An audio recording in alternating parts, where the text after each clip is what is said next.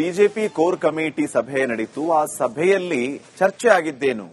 ಸ್ವಪಕ್ಷೀಯರ ವಿರುದ್ಧ ಬಹಿರಂಗ ಹೇಳಿಕೆ ನೀಡುವಂತೆ ತಾಕೀತು ಮಾಡಲಾಗಿದೆಯಂತೆ. ಈ ಬಗ್ಗೆ ಆರ್ಎಸ್ಎಸ್ ಆಕ್ರೋಶದ ಬಗ್ಗೆ ನಾಯಕರು ಈ ಕೋರ್ ಕಮಿಟಿ ಮೀಟಿಂಗ್ ಅಲ್ಲಿ ಉಲ್ಲೇಖ ಮಾಡಿದ್ದಾರೆ ಅನ್ನೋ ವಿಚಾರ ಗೊತ್ತಾಗ್ತಾ ಇದೆ.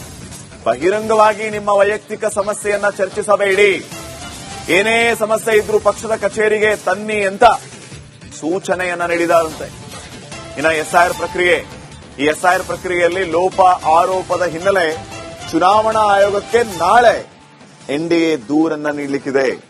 ಕೇಂದ್ರ ಸಚಿವರಾದ ಪ್ರಹ್ಲಾದ್ ಜೋಶಿ, ಕುಮಾರಸ್ವಾಮಿ ನೇತೃತ್ವದಲ್ಲಿ ದೂರನ್ನ ನೀಡಲಿಕ್ಕಿದ್ದಾರಂತೆ ಚುನಾವಣಾ ಆಯೋಗಕ್ಕೆ.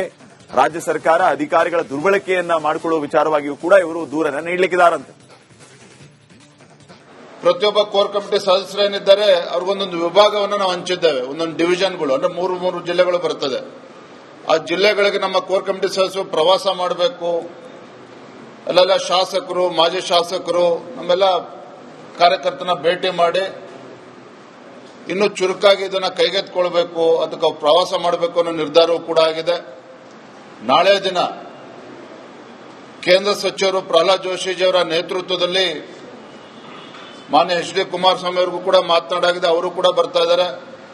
ಪ್ರಹ್ಲಾದ್ ಜೋಶಿಜಿಯವರು, ಎಚ್ ಡಿ ಕುಮಾರಸ್ವಾಮಿ ಅವರು, ಆರ್ ಅಶೋಕ್ರವರು, ಪಕ್ಷದ ಇತರ ಪ್ರಮುಖರು ನಾಳೆ ದಿನ ಮತ್ತೆ ಚುನಾವಣಾ ಆಯುಕ್ತರನ್ನ ಭೇಟಿ ಮಾಡಿ ನಮ್ಮ ಸಮಸ್ಯೆಗಳು ಮತ್ತೆ ರಾಜ್ಯದಲ್ಲಿ ಆಗ್ತಾ ಇರ್ತಕ್ಕ ಗೊಂದಲಗಳ ಬಗ್ಗೆ ಅವರಿಗೆ ಬೆಳಕು ಚೆಲ್ಲುವಂತ ಕೆಲಸವನ್ನು ಮಾಡ್ತಾ ಇದೆ.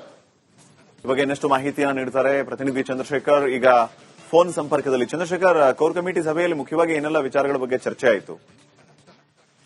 ಶ್ರೀಪಾದ್, ಖಂಡಿತವಲ್ಲ. ಇವತ್ತು ಭಾನುವಾರ high voltage BJP core committee ಸಭೆ ನಡೆದಂತದ್ದು. ಪ್ರಮುಖವಾಗಿ ಹಲವು ವಿಚಾರಗಳನ್ನ ಚರ್ಚೆ ಮಾಡಿದ್ದಾರೆ. ಆದ್ರೆ ಎರಡು ವಿಚಾರಗಳು ಬಹಳ ಪ್ರಮುಖ. ಒಂದು, ಪಕ್ಷದೊಳಗಿನ ಶಾಸಕರು ಅಥವಾ ಪ್ರಮುಖ ನಾಯಕರು ಪಕ್ಷದ ನಾಯಕರ ವಿರುದ್ಧವೇ ಒಂದಷ್ಟು ಬಹಿರಂಗವಾಗಿ ಹೇಳಿಕೆಗಳನ್ನು ಕೊಡ್ತಾ ಇದ್ರು. ಇದು ವೈಯಕ್ತಿಕವಾಗಿ ಅಷ್ಟೇ ಅಲ್ಲದೆ ಪಕ್ಷಕ್ಕೆ ಬಹಳಷ್ಟು ದೊಡ್ಡ ಮುಜುಗರ ಆಗ್ತಾ ಇತ್ತು. ಈ ಬಗ್ಗೆ ಆರ್ಎಸ್ಎಸ್ ಬಹಳ ತೀವ್ರ ಬೇಸರವನ್ನು ವ್ಯಕ್ತಪಡಿಸಿತ್ತು. ಶಾಸಕರಿಗೆ ಹಾಗೂ ಯಾರೆಲ್ಲ ಈ ರೀತಿಯಾಗಿ ಮಾತನಾಡ್ತಾರೆ ಅವರಿಗೆ ಮೂಗ್ ದಾರ ಹಾಕಿ ಅನ್ನುವಂತ ಸೂಚನೆಯನ್ನ ಕೊಟ್ಟಿತ್ತು. ಹಾಗಾಗಿ ಇವತ್ತು ಪ್ರಮುಖವಾಗಿ ಸಂಸದ ಸುಧಾಕರ್ ಆಗಿರ್ಬೋದು, ಹಾಗೆ ಶಾಸಕ ಎಸ್.ಆರ್. ವಿಶ್ವನಾಥ್, ಸದಾನಂದ ಗೌಡ್ರು, ಮಾಜಿ ಮುಖ್ಯಮಂತ್ರಿಗಳು ಮೂವರನ್ನು ಕೂಡ ಕರೆದು ಒಂದು ಸೂಚನೆಯನ್ನ ಕೊಡಲಾಯಿತು. ಈ ರೀತಿಯಾಗಿ ಯಾರು ಕೂಡ ಬಹಿರಂಗವಾಗಿ ಹೇಳಿಕೆಯನ್ನ ಕೊಡಬಾರದು ಅನ್ನುವಂಥದ್ದು.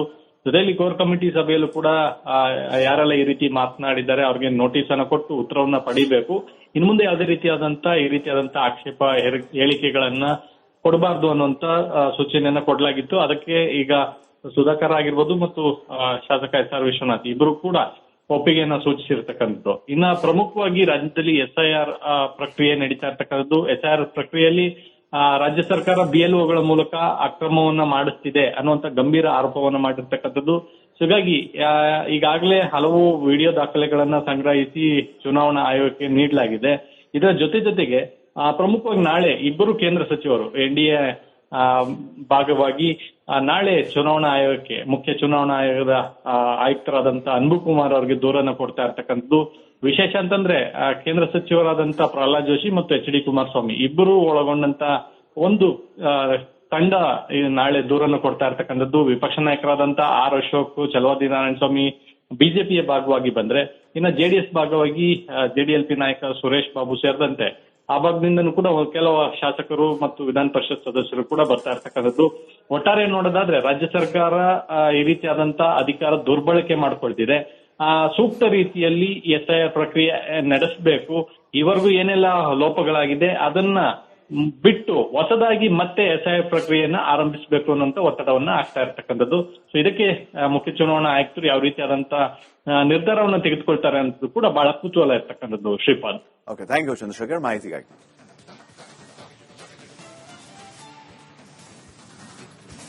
ಇದೇ ಸಂದರ್ಭದಲ್ಲಿ ಬಿಜೆಪಿ ಶಾಸಕ ವರ್ಸಸ್ ಸಂಸದರ ವಾಕ್ಸಮರ ಏನಿತ್ತು ಅದಕ್ಕೆ ಬ್ರೇಕ್ ಹಾಕುವಂತಹ ಕೆಲಸ ಸಂಧಾನ ಸಭೆಯ ಮೂಲಕ ಆಗಿದೆ ಅನ್ನುವಂತಹ ವಿಚಾರವೂ ಕೂಡ ಗೊತ್ತಾಗ್ತಾ ಇದೆ.